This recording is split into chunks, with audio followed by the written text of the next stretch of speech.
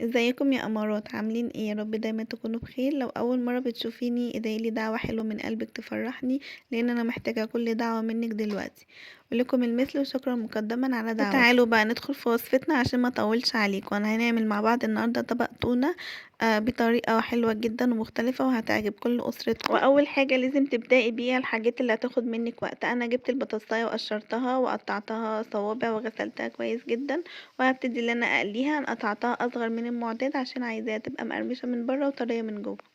طبعا هي ما فيهاش اي افتكاسه، انا عارفه ان انتم ممكن تتريقوا عليا، بس انا بقول لكم لازم تبداوا بالحاجات اللي بتاخد معاكم وقت. على ما تخلص تكونوا انتوا خلصتوا ايه الاكلات التانية. حطيت عليها رشه كمون ورشه ملح وبس، الكمون بيديها تست حلو جدا. هنعمل مع بعض بقى طبق تونه بطريقه حلوه جدا. اول حاجه انا جبت التونه قطع دولفين. كنت اول مره اجربها، انا كنت بجرب سانشاين. انا عايزاكم بس تقولولي الانواع اللي مش مقاطعه، انا معرفش هي الصراحه سانشاين او دولفين مقاطعه ولا لا، بس اتمنى ان انتوا لو عارفين تقولولي وتفيدوني ونفيد بعض. اول حاجه انا صفيت الزيت كويس جدا منها، ما خليتش فيها اي نقطه زيت، وهبتدي ان انا بقى افضيها في الاطباق. انا هعمل ركزي معايا بقى في الخطوات الجايه. هنزل عليها بمعلقه كبيره من الخل، وذره ملح وذره كمون وفلفل، وهحط عليها معلقتين كبار من المايونيز. المايونيز ده كان موجود عندي في التلاجة بقاله فترة، واكيد مش كل يوم هنستعمل مايونيز. انا عارفه لو هو مقطع، بس انا هو عندي في التلاجة فاكيد مش هرميه.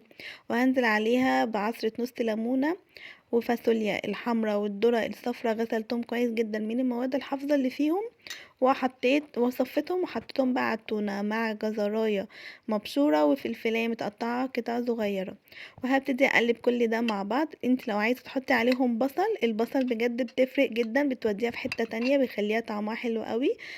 بس هتحطيش في شوية خل علشان ينزل الحمو الحرق الطعم بتاعه، يعني فاهمين قصدي؟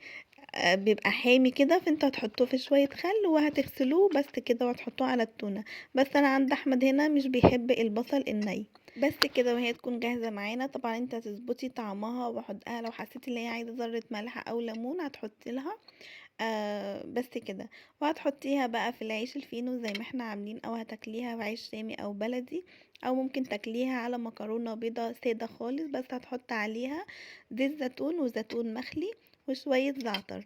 بجد بتبقى طعمها حلو جدا وبتفرق جدا في الطعم. دي اكلات سريعة، لان ساعات بيبقى عندك مشوار، انت بتبقي في مشوار بره وراجعة متأخر، كسلانة مش قادرة تعملي اكل وتقفي في المطبخ، فتعملي الاكلات السريعة دي. بس كده، دي تكون وصفتنا النهاردة. يا رب تكون تعجبكم، ويا ريت تدعولي دعوة حلوة من قلبكم. باي باي.